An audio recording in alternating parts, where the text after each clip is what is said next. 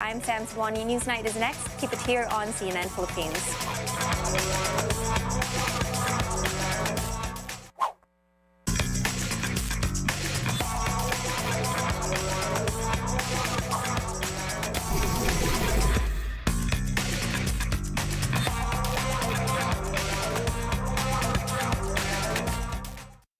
Every year, we celebrate World Cancer Day to raise awareness and take action towards prevention, early detection, and treatment. What's more alarming than the incidence is that our survival rates are not good because a lot of women don't consult early. It is very important for cancer patients to continue their treatment, especially at this time of pandemic. Join us in finding out how this challenging disease affects us and how we can work towards a cancer-free world for all.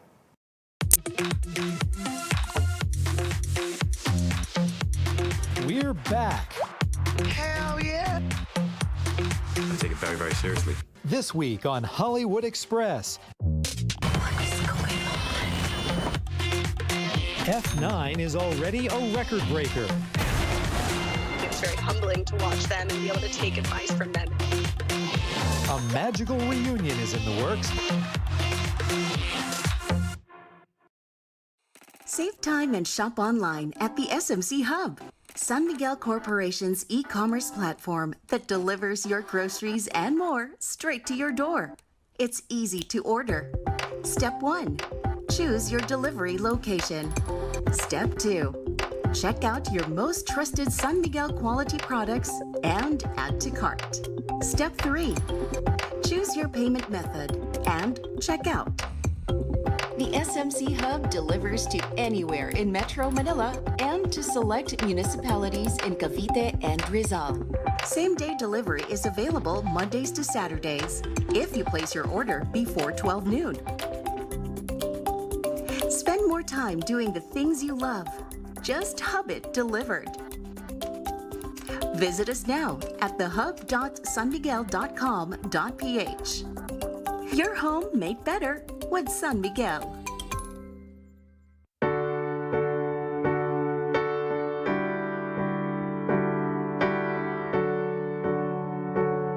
Bago pa lang mag-lockdown, pumunta na ako ng Lipa, Batangas. Nag-set up na ako ng kitchen doon. It was a lockdown kitchen.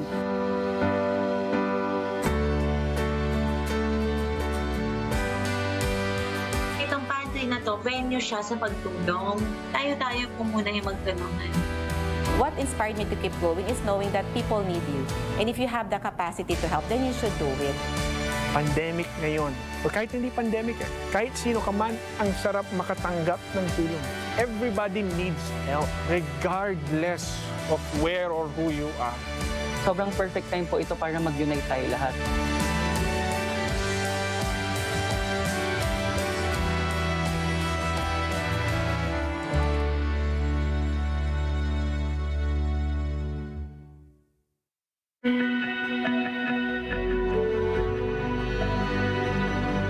President of the Philippines, Rodrigo Roa Duterte. I, Maria Leonor Heroyo, having been appointed to the position of chair.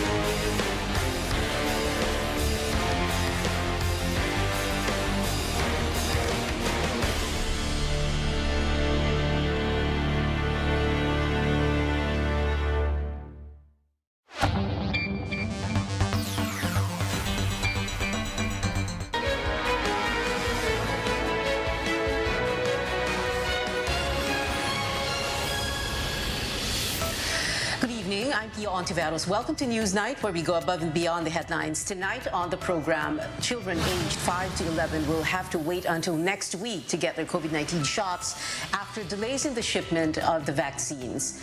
Aspirant Bongbong Marcos skips yet another presidential forum. The Commission on Elections says missing events like these is a red flag. And sigh of relief for Army's BTS member Ji Min sends a reassuring message after undergoing an operation and catching COVID-19.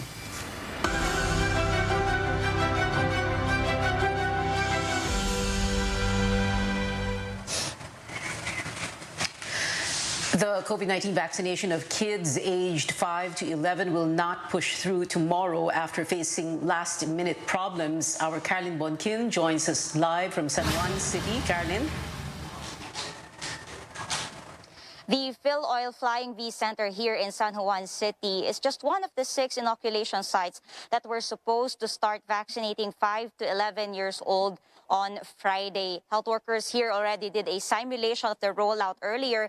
And in fact, decorations are already in place, like balloons and these colorful flags to make the children more at ease. But just this afternoon, the San Juan City government already sent messages to parents of over 2,000 kids rescheduling the supposed vaccination on Friday and Saturday to next week. Presidential Advisor for COVID-19 Response, Vince Dizon, announces the rollout of the pediatric vaccination for this age group has been moved to Monday, February 7th. He cites delays in shipping of the Pfizer vaccines due to logistical concerns. 760,000 low-dose Pfizer vaccines were supposed to arrive tonight, but the delivery was rescheduled or has been rescheduled to Friday night. DHL wrote DOH informing them of the delay. I think it was an issue with the plane that was going to bring the doses here tonight. So there's a delay of 1 day. So it will arrive tomorrow evening. So because of that, we will have to postpone the launch to Monday. So instead of tomorrow. In a statement, the health department said they decided to reschedule to ensure adequate preparation and distribution of the vaccines. Again, children aged 5 to 11 cannot take the usual Pfizer vaccines reserved for 12 years old and above because the younger age group is only recommended to take a low dose. Pia. Carolyn Bonkin there reporting live from San Juan City. Well, Cebu City also pushing back its vaccination schedule for children aged 5 to 11 because of the high number of COVID-19 cases in the city. Cebu's City Health Office Chief Jeffrey Ibones says they were supposed to begin the vaccination after February 4, but they're now moving the rollout to February 14. The Regional Health Department yesterday reported nearly 7,000 active cases in Cebu City, including 210 new infections. 12 deaths were also reported on the same day. The city government says there will be a series of meetings with the Cebu Pediatric Society to further enhance preparations for pediatric vaccination. While the government has moved pediatric vaccination to next week, some parents are hesitant about having their children inoculated. Our senior correspondent David Santos reports. Just outside Manila Zoo, adults eager to tour their kids and have them vaccinated as well. May privilege na sila na lumabas, gaya ngayon. Kailangan natin niya. Kung tayo nga mga adult, kailangan natin ng protection, di ba? Manila Zoo will be among half a dozen sites where the first batch of 5 to 11-year-olds will be getting their COVID vaccines. The DOH reports close to 400,000 children have become sick with COVID, with almost half of them within the 5 to 11 range. A separate study shows of the more than 1,800 kid hospitalizations, majority recovered but close to 150 died. While some parents are eager to have their kids vaccinated, many others remain hesitant. In a slum area in Manila, we met Christina, whose 3 of 4 grandkids are eligible to be inoculated. Hindi naman kami nakakasigurado dahil marami kaming nababalitaan na negative. I asked her where she got her information. Sa TV, maraming lumalabas na mga, hindi lang sa TV, sa lahat ng media, nalalaman po yan. May mga namamatay, may mga na yung napaparalyze. I told Christina legit media organizations have made no such reports. After minutes of back and forth, she finally relented. At least napaliwanagan sa akin na ganoon. Kung meron po kayong mga agam-agam, ang pinakamaganda po ay kumausap kayo ng isang health professional that you trust. Hindi naman magbibigay ang pamahalaan ng isang bakuna na hindi ligtas at mabisa. Aside from life-saving protection, experts say vaccinating kids is also a shot at returning to schools and hopefully a normal childhood. David Santos, CNN Philippines. Amid concerns on the inoculation of kids aged 5 to 11, two people have sought a temporary restraining order against pediatric vaccination. Journalist Dominic Almelor and a Gurley Samonte filed a petition with a Quezon City court for the, quote, unconstitutional directive of the Health Department on the rollout of COVID-19 shots for the age group. They also want the order deemed null and void for what they say is being issued in grave abuse of discretion. As they say, it takes away the authority of parents or guardians to decide for their children. Petitioners cited a portion of the DOH directive which says the state may give consent if a parent or guardian refuses to have their children vaccinated, despite the desire or willingness of the child. They also note vaccines are not yet fully approved, so children should be spared from what they say is undue experimentation. Now, reacting to this, the Health Department and the National Task Force Against COVID-19 say the policy is the result of a careful study by health experts and is approved in many countries, including the United States. They also note there have been no adverse events among the 12 to 17 age group since the rollout began last year, which proves all vaccines are safe and effective.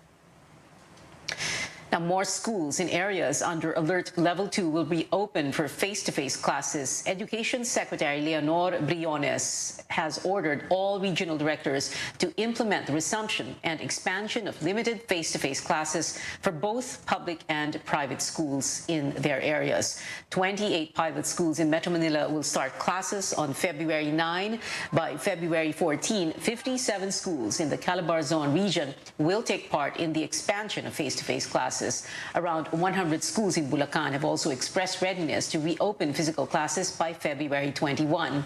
Briones says these schools need to first secure a clearance from their respective local governments. Only vaccinated students and teachers are allowed to take part.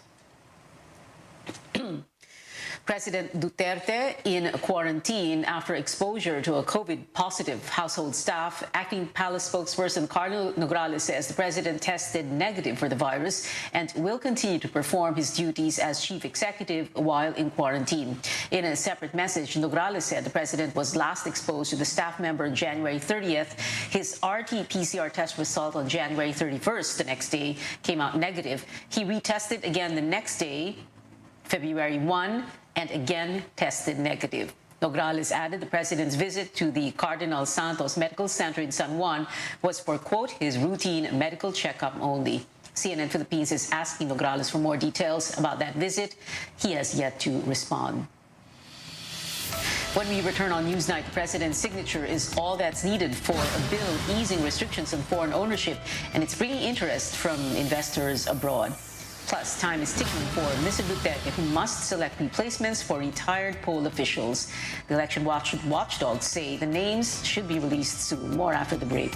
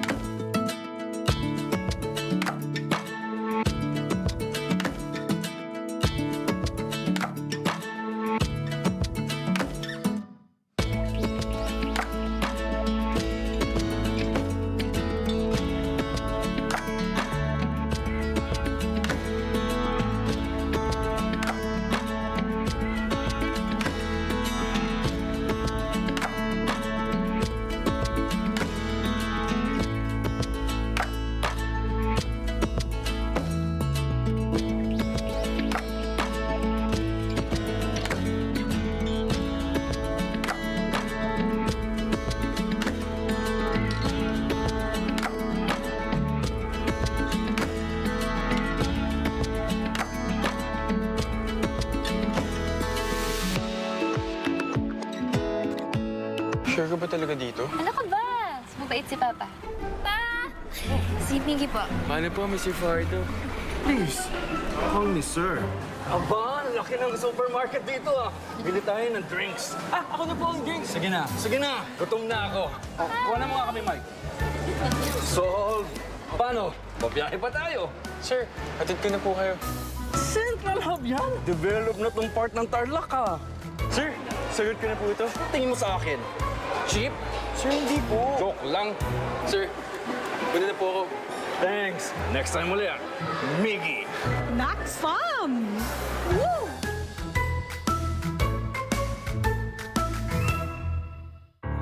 Kay dami mong pinagdaanan, ngayon pa ba susukuan? Kung lahat tayo'y nabibigatan, sama-sama natin tong lagpasan. Sa bawat laban, hinebra tayo. At sa pag-ahon, hinebra tayo. Sa huling patak ng bagong tapang, pagsubok mo ay malalampasan. Sasama-samang huling patak, tumitindi ang bagong tapang. Lalaban. Hanggang sa huling patak. Para sa pangarap, Para sa pamilya. Para sa bayan. Hanggang sa huling patak, para sa One Never Nation.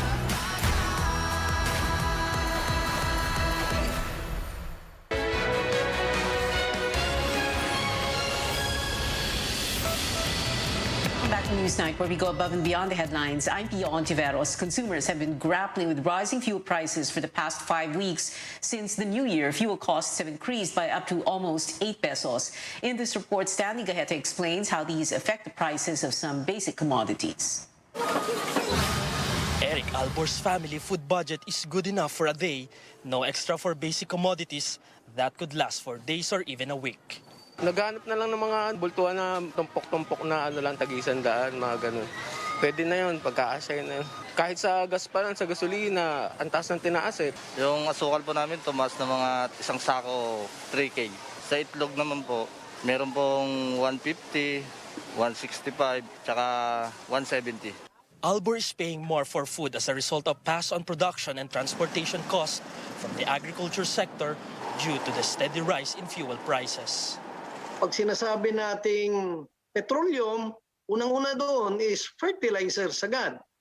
So, sa ngayon po, nagdoble na ang presyo ng fertilizer. Binabawasan na nila yung input ng kanilang fertilizer kasi ganun lang yung kaya ng pera nila. Supermarkets can't help but also raise prices of basic items like canned goods, infant formula, and adult milk this month because of higher costs from the source. Ang pagpresyo ng isang produkto is a management decision. By whom? By the manufacturer. Maaring it pushes them to decide, okay, it's time to increase our prices. Fuel prices have risen since the beginning of the year, and the latest was by almost 75 centavos per liter for gasoline and diesel. But the transport sector is cautious on seeking a fair increase at this time. Very careful ang piston sa paggamit ng option na yan. Kasi nga, ang tatamaan din, mga ordinaryong mga kababayan din natin. According to the Energy Department, fuel prices keep rising because of uncertainties in the global market, in particular, tensions in Russia and Ukraine and the Middle East.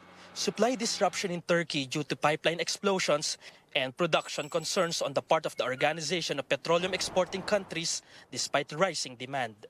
Tumataas ang pangangailangan sa krudo at petroleum products. Tumaas na ang demand, nagkaroon pa ng problema sa supply.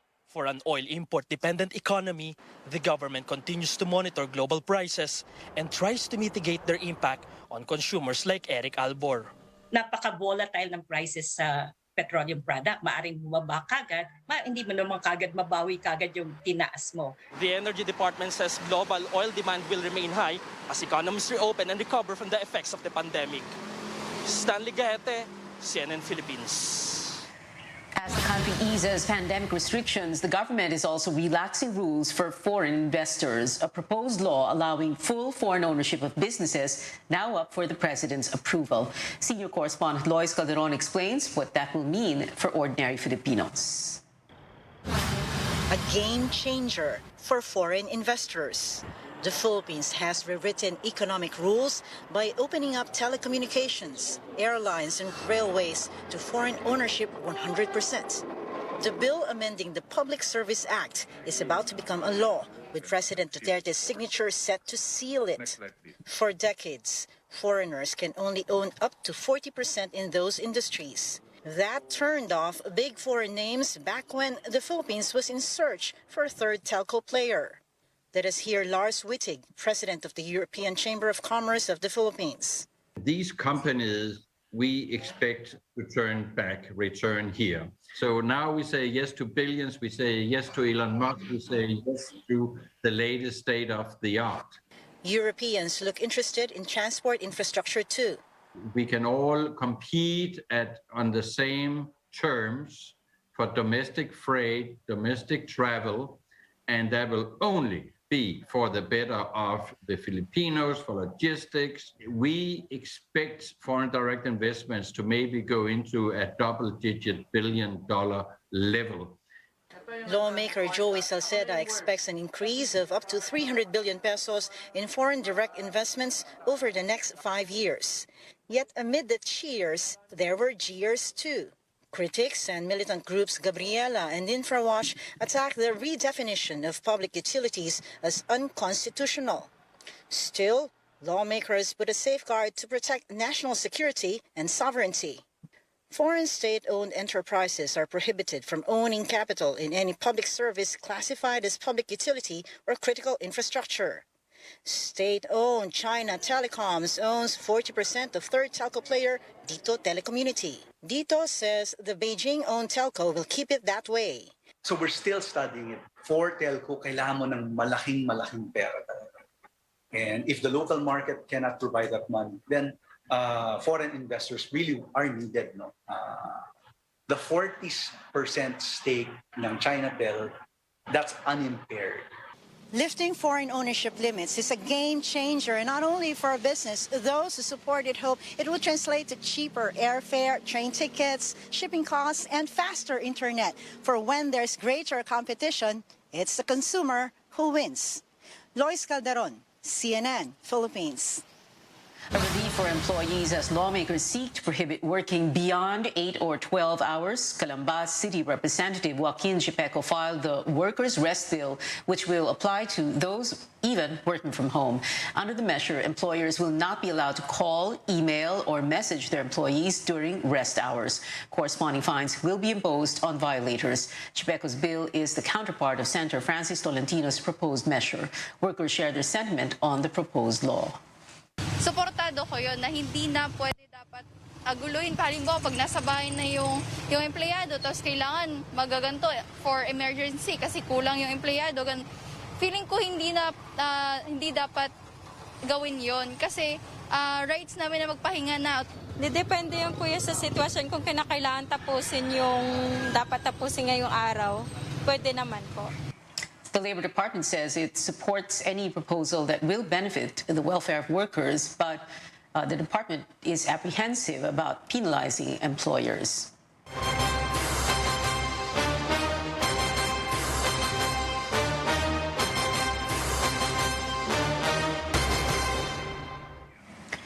For the first time, presidential aspirants will share the same platform to discuss their plans for the country in detail. But as Anjo Alimario tells us, one hopeful declined to attend.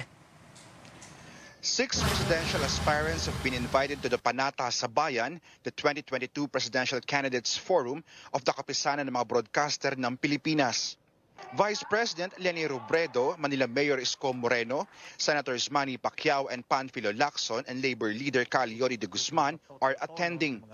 Former Senator Bongbong Marcos, however, says he's not joining. His reason, conflict of schedule. As early as January 19, Marcos had already declined. Pero ang nakasulat kasi, nakalagay doon ay ang prior commitments niya, currently, ang nakalagay, may word na currently ma-recall ko sa sulat. his prior commitments have not cleared up yet, no? Kaya we were still hopeful na magka may mga changes. This isn't the first time Marcos declined to attend a presidential forum or interview. He turned down GMA's Jessica Soho presidential interviews, citing the host's alleged bias. On Wednesday, Robredo faced DCRH Bakit Ikaw presidential job interview for more than 2 hours, despite having an openly critical panel member. There, she was asked if it's possible for her and Marcos to unite. Pag basta lang natin tinanggap yung ganon, dahil lang sa unification, ano yung mensaheng binibigay natin sa tao? Na okay lang? Na okay lang yung lahat ng mga abuses na ginawa in the past? Na okay lang yung korupsyon? Na okay lang na convicted ka of a crime na hindi mo pa napapanagutan? Yung conviction mo ay ino-offer mo ulit yung sarili mo? Robredo was in Pampanga on Thursday to turn over antigen test kits in Guagua and Angeles. Meanwhile, Manila Mayor Sco Moreno is urging Filipinos to rekindle the patriotism and love of country of our World War II heroes and emulate their trait as we fight COVID-19. Senator Panfilo Lacson, on the other hand, is offering 2 possible solutions to mitigate the oil price increases. One is to amend the provision on fuel excise tax under the train law. The other is to push for a joint oil exploration in the West Philippine Sea. Sa akin, maganda rin yung, sa ngayon, ang alam ko, pumapagi yung China doon sa 60-40, meaning 40% lang sila. Sa akin, symbolic yun. Ba't hindi na natin papayagan? Pagka sila sumang-ayon doon sa ating saligang batas na sa joint exploration, yung joint endeavor, no? At 60-40, ibig sabihin, sa akin, subliminally, kinikilala nila sa atin yun. Anjo Alimario, CNN Philippines. Calyodi de Guzman slams Marcos for declining to attend the KBP forum. For the labor leader, Marcos's refusal to participate in the event shows he'll also back out when faced with crisis if he wins the presidency.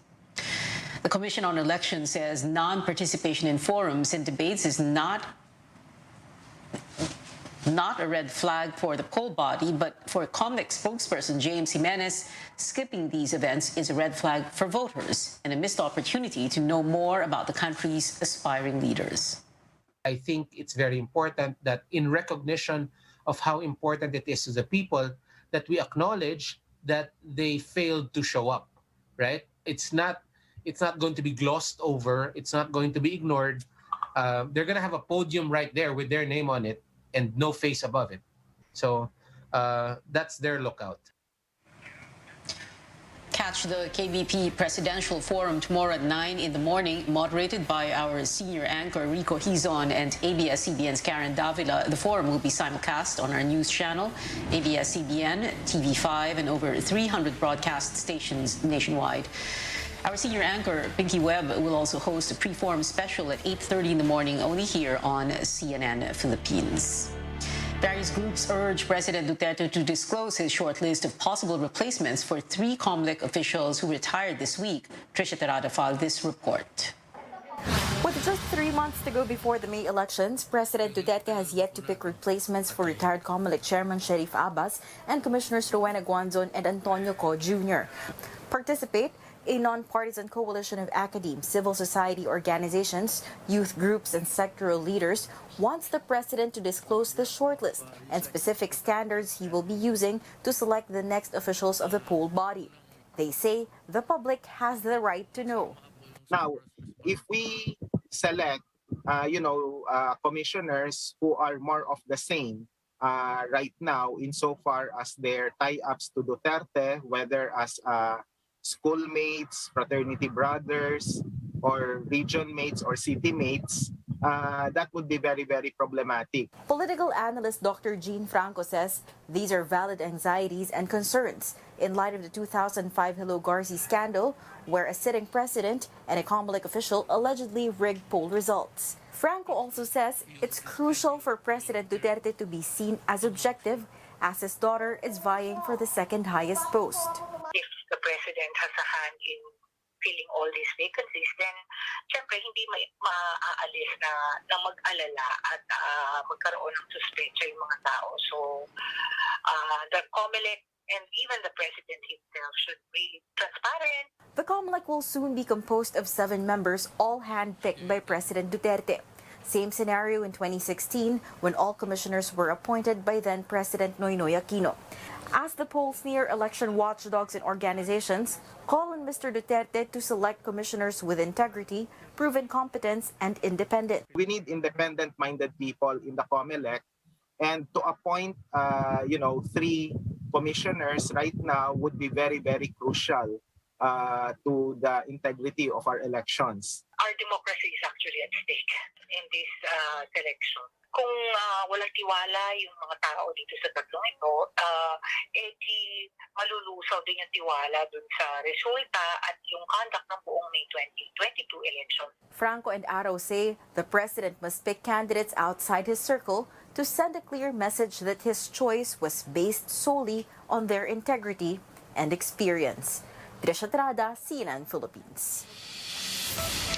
Straight ahead, BTS member Jimin gives an update on his health after testing positive for COVID-19 and undergoing surgery. And we take a look at how the national team fared against South Korea in its AFC Asian Cup semifinal match. Stay tuned to CNN Philippines.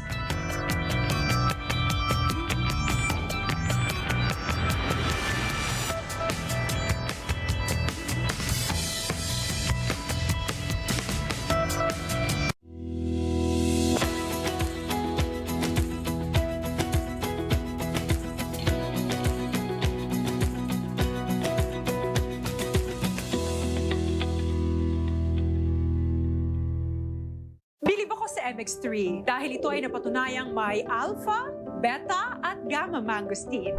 MX3 capsule helps avoid pain discomfort para iwas sakit. Tested and proven na low sodium, cholesterol-free at fat-free. Dito ako sa tunay, natural at original. MX3. Mahalagang paalala, ang MX3 capsule ay hindi gamot at hindi dapat gamiting panggamot sa anumang uri ng sakit. Sure ka ba talaga dito? Ano ka ba? Mabait si Papa.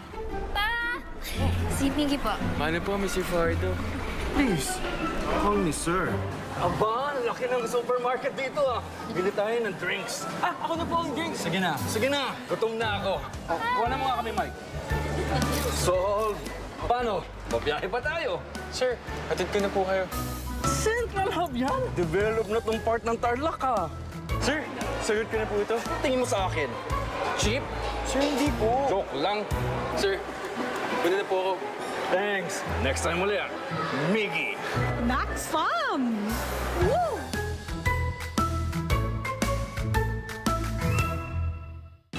Amid the darkness, look on the bright side. It has never been this good for Philippine golf. The country was able to send its best golfers to the last 2 Olympics and clinched a major championship. First, Miguel Tabuena competed in Rio 2016, followed by Bianca Pagdanganan and Filipino-Japanese golf sensation Yuka Saso in Tokyo 2020. Months before Tokyo, Yuka won the prestigious U.S. Women's Open.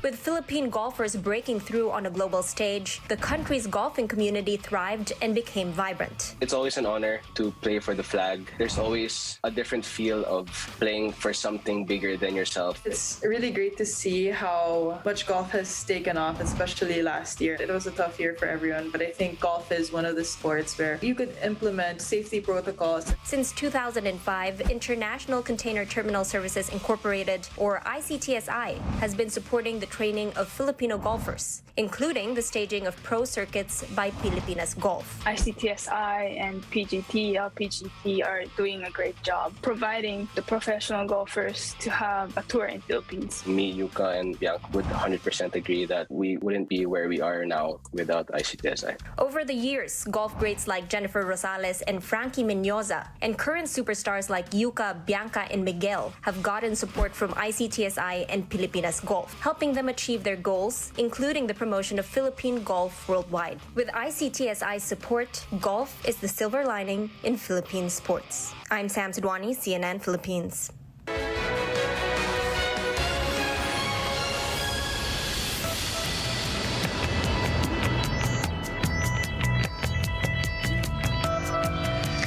Welcome back to to CNN Philippines. The Philippine women's football team suffers a loss to South Korea in the AFC Asian Cup with a score of 0-2. The Korean team went in strong, scoring 2 goals just in the first half. In its previous match, the Philippines notably made a historic win. It qualified for the Football World Cup for the first time ever after beating Chinese Taipei, also advancing to the World Tournament. Our Asian quarterfinals victors, China, Japan, and South Korea. And before we go, Jimin of BTS delivering some good news to fans yesterday, assuring them he is recovering well after catching COVID-19 and undergoing an operation. The K-pop idol posted an update on web platform Weverse, saying he may be able to leave the hospital soon. BTS management company announced earlier this week that Jimin was diagnosed with the virus on Sunday and had to undergo surgery for acute appendicitis the next day. And that is it for tonight. Join me again on News.ph at 7 p.m. I'm Pia Ontiveros for Newsnight, where we go above and beyond the headlines.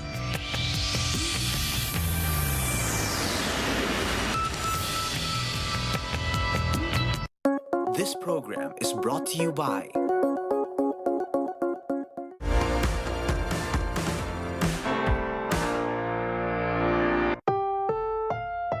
This program is rated PG. It contains themes and scenes which may not be suitable for very young audiences. Parental guidance is advised.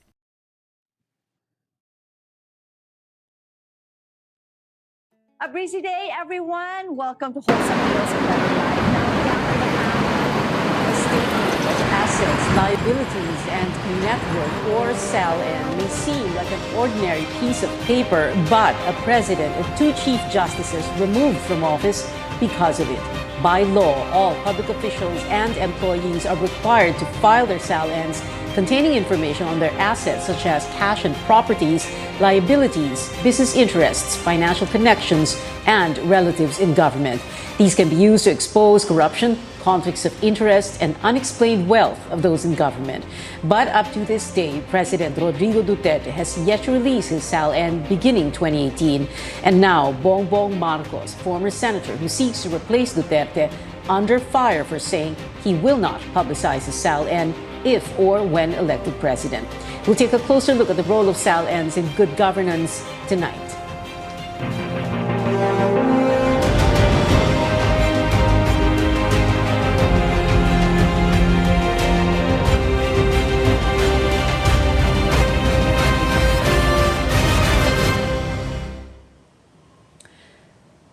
Good evening. I'm Pia Ontiveros. Welcome to your weekly political appointment fix, Politics as Usual. Our guests tonight, joining us via Zoom, Attorney Christian Monsod, one of the framers of the 1987 Constitution, and senatorial aspirant, lawyer, attorney Chel Diokno.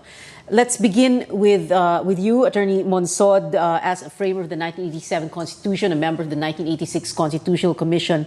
What does the Constitution say about SALNs? I know you might feel like you're sounding like a broken record, but I think it's very good to remind people what the Constitution says about SALNs. Sir, Attorney Monsod. Yes, well, under Article 11 on accountability of public officers, that is Section Attorney 17. Monsod? Yes. Sorry, can you hear me?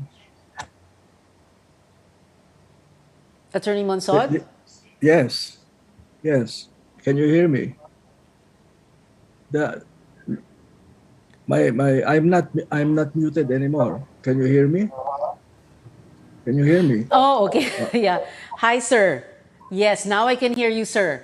So I hope you heard my question, po, sir. Yes, I got it. Well, the specific constitutional provision, go ahead, of po. course, Article 11, and on accountability of public officers, Section 17, which requires public officials and so on to file a declaration of assets, liabilities, and net worth.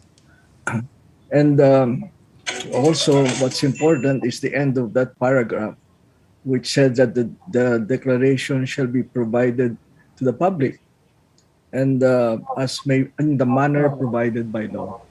That the law cannot limit the amount of information, but just prescribe the manner of disclosure. So that's the specific provision on sound in the Constitution. But I'd like to add that there are several provisions that are important or related to this. Number one, sovereignty belongs to the people and our government authority comes from them. What does that mean? It means that the people are the principals and public officials are their agents.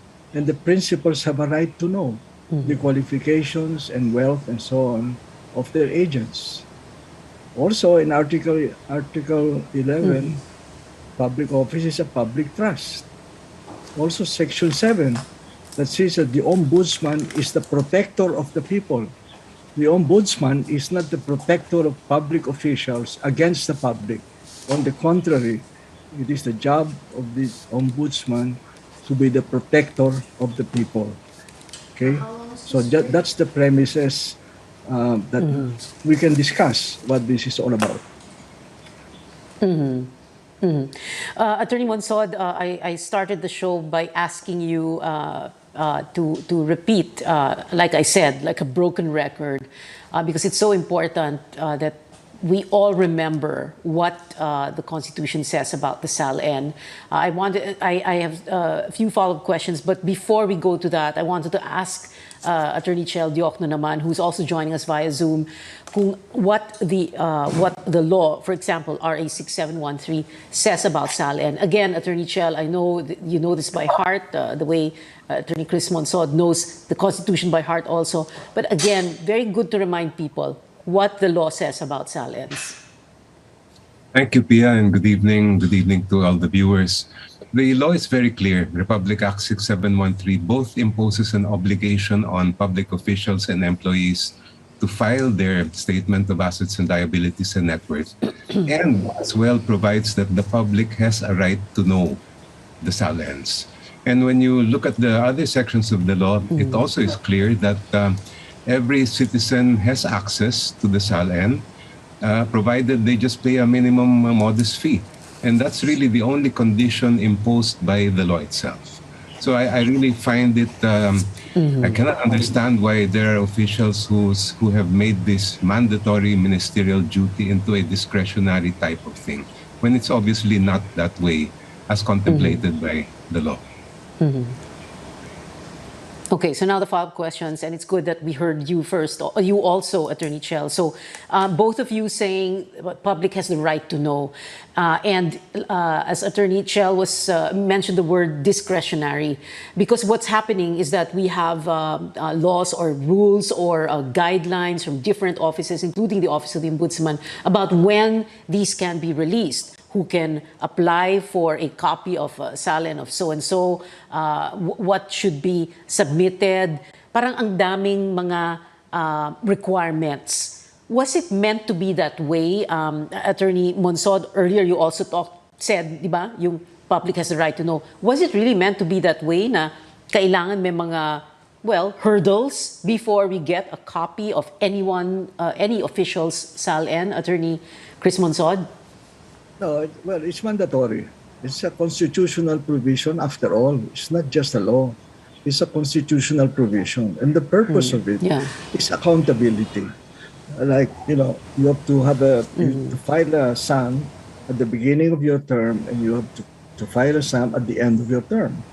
And then the information to the public is, you know, if there is a questionable increase in your wealth, for example, they have a right to know what happened, how come that you increase your wealth disproportionately to your compensation as a government official. Because there are also prohibitions on what you can or cannot do as a public official, right? You have to disclose your, for example, your financial or contractual connections in business or a profession and so on. And if I were a public official who has nothing to hide, I would be happy to provide the details in order to set the record straight on my net worth and on my wealth. Attorney Chel, kanina binanggit niyo yung termino na discretionary. And for example, we remember very clearly how late last year, Ombudsman Martires was talking about how there should be several guidelines, no, for releasing the presidents and the VPs SAL-N, and he was saying, why are people so interested in it? Yung Constitution as the portion of that read by Attorney Chris Monsod, and the law, RA 6713, as you reminded us, no, was it meant to be, para bang, pwede bang i-amend? Of course, laws can be amended, Constitution can be amended, pero, pwede ba nating galawin yan para, para mabago yung mga provisions on the SAL-N, for example, Attorney Chel, or hindi dapat? The law is the law. Until it's amended, it must be followed by everyone, especially by our public officials. And if you look at the relevant provisions of 6713, they really provide for two rights for the public. Number one is access. Any citizen can have access at any reasonable time of the day. There's no even need to pay any fee, and there's no condition imposed by the law. If you want to get a copy of the SAL-N, then you must pay a fee. And that's pretty much the only condition imposed by the law. So if there are officials who are claiming that there must be so many different requirements that are not in the law, my view is that that's ultra vires, that is exceeding what's in the law, and they cannot do that. If they want to do it, then they should amend the law first. They cannot impose their discretion when the law does not allow discretion, and in fact provides that the duty is ministerial. Well, we've had top government officials, falling, or the acts falling on top government officials because of this. And President Duterte has said that he didn't want to release the SAL-N beginning 2018. Bongbong Marcos, a presidential candidate for the May election, saying he's not going to release it if or when he becomes or is elected president. All these questions hanging until we come back after this break. Politics as usual. We'll be right back. Stay tuned.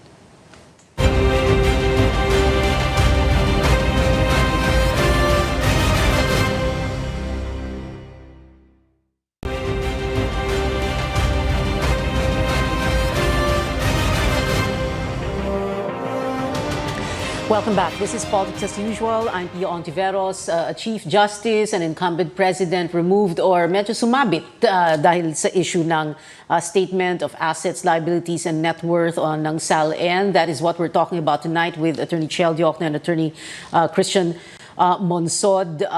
President Duterte has said before that he will not release his SAL-N beginning 2018. In 2017, what we know is that 28.5 million ang kanyang net worth. What is the remedy? Is there a remedy for this or wala?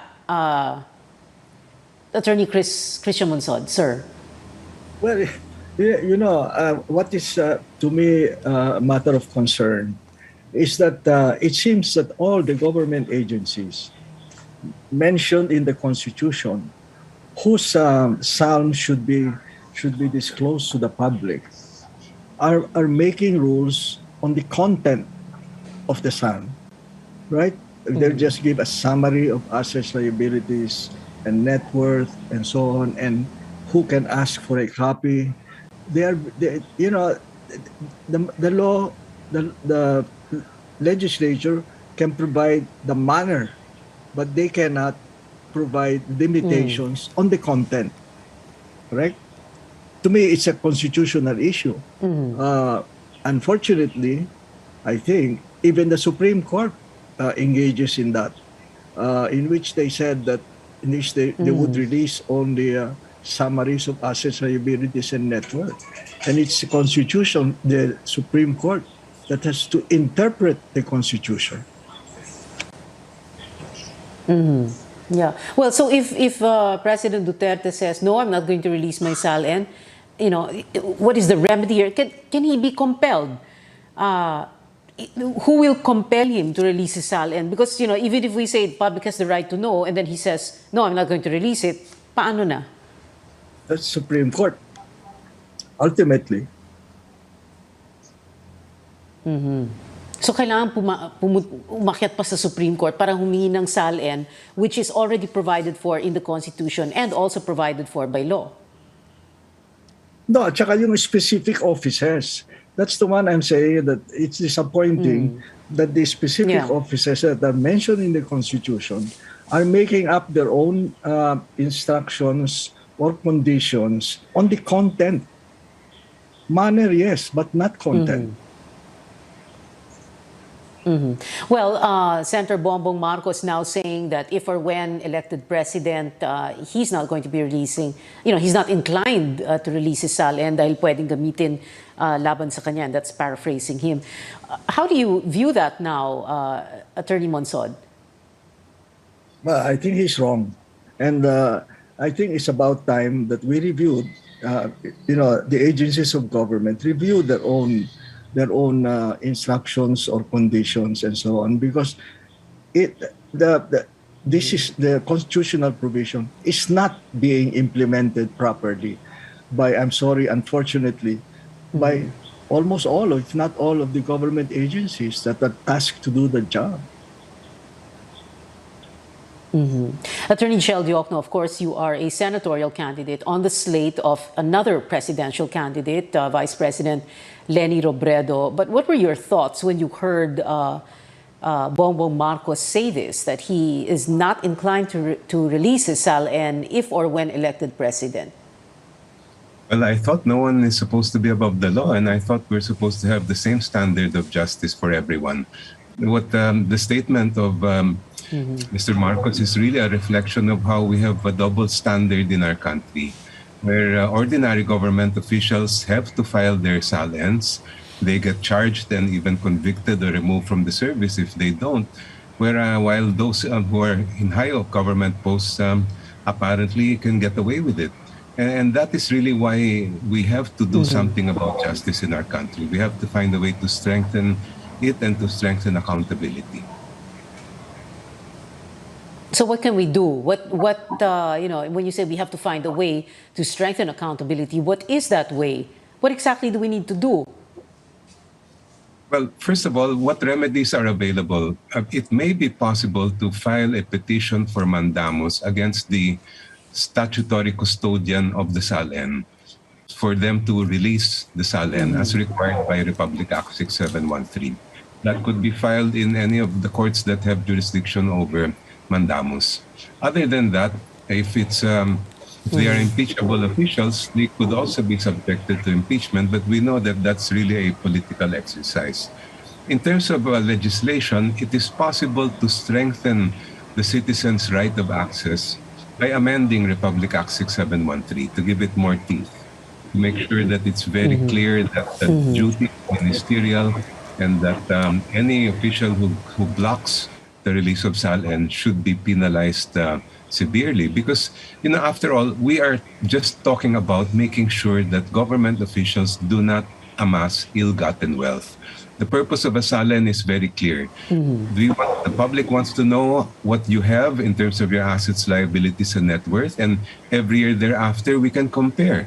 If you declared only, say, 10 million today and next year you declared 50 million, then the public has a right to know where did you get that other money. And that really is very important to all of us, because the money of the government is not theirs. It belongs to the people.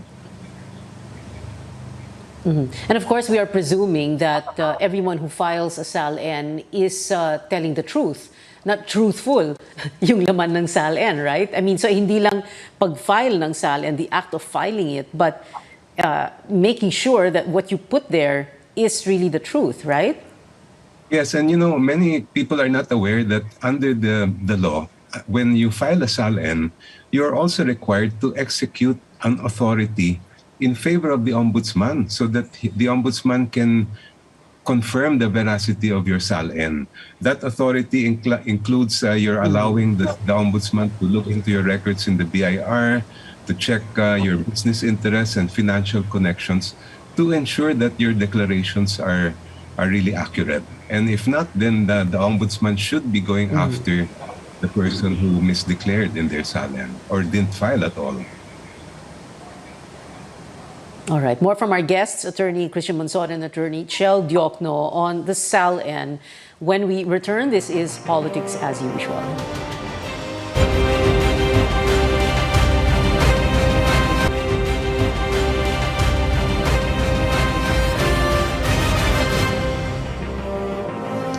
This is Politics as Usual. We are on our final stretch. Our guests, Attorney Christian Monsod and Attorney Chel Diokno. We're talking about SALNs. My final question, Attorney Diokno and Attorney Monsod, is this: can anyone be above the law for any reason whatsoever? Pwede ba siyang exempted dun sa batas ukol sa Statement of Assets, Liabilities, and Net Worth? When I say anyone, I'm referring specifically to the incumbent president, so President Duterte, saying, no, I don't want to release my SALN and therefore he will not. Is he exempted because he's a very popular president? The other anyone we are referring to here, of course, is a presidential aspirant, Senator Bongbong Marcos. Can he be exempted from the law? Is he above the law? Because, for example, well, he's very popular right now. Pre-campaign surveys put him at 50% and above in survey rankings. Meron po bang pwedeng ma-exempt?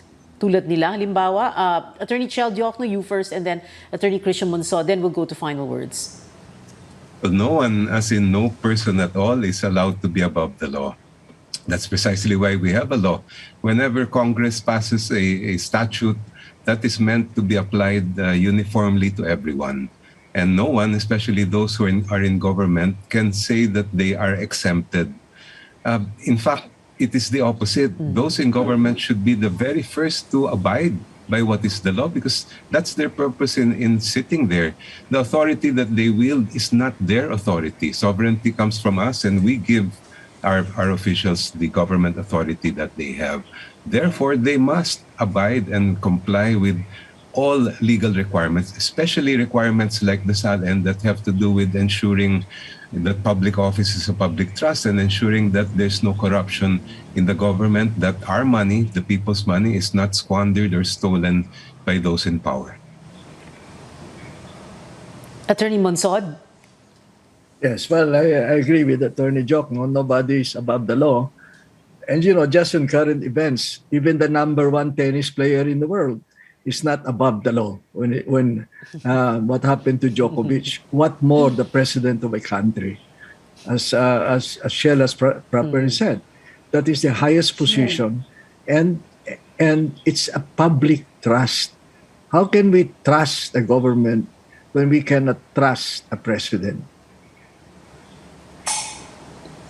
Public office is public trust. Final words, Attorney Chel Diokno, you first.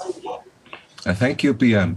Transparency and accountability are the heart of our democracy. That's in fact the reason why we kicked out the dictatorship. And that's why it's very clear in our constitution and in the laws that have been passed that we should have transparency and accountability. That's precisely the purpose of Republic Act 6713, the Code of Conduct of Public Officials and Employees, to ensure that our government officials don't hide their assets and that they are true to their duty and obligation to really be honest and not corrupt, and that they will just serve the people rather than being served by the people. That's why, to me, it's really sad, and I'm really determined to make sure that laws like Republic Act 6713 are given more teeth, and that we can restore the virtues of transparency and accountability to our government. Attorney Monsod, your final words? Yes, well, I think we've said it all. It's a public office, it's a public trust. And President Duterte is a very bad example of a president who refuses to abide by the Constitution. He filed up to 2017 and then he just stopped, didn't do it. And it is very disappointing. And I think really, you know, when the ombudsman, who is supposed to be the protector of the people, is protecting people like Duterte from following the Constitution, there's something wrong with the office of the ombudsman when it does that. And Marcos Jr., who aspires to the presidency, seems to aspire also for what Duterte is doing, because he refuses to disclose the content of his assets and his liabilities and wealth. Well, I think the people should speak and insist that everybody must comply with the law and nobody is above the law, particularly a candidate and a candidate for president and an incumbent president. Attorney Christian Monsod and Attorney Chel Diokno, thank you very much, gentlemen, for being with us tonight on the show. And by the way, we did extend an invitation to a representative of Senator Marcos to join the show. We have been told before, don't talk politics at the dinner table or at a family reunion or in Viber groups and risk digital warfare. But we can talk about it here on this show, your weekly political appointment fix, politics as usual. I'm Pio Ontiveros. See you back here next Tuesday, 8:30 p.m.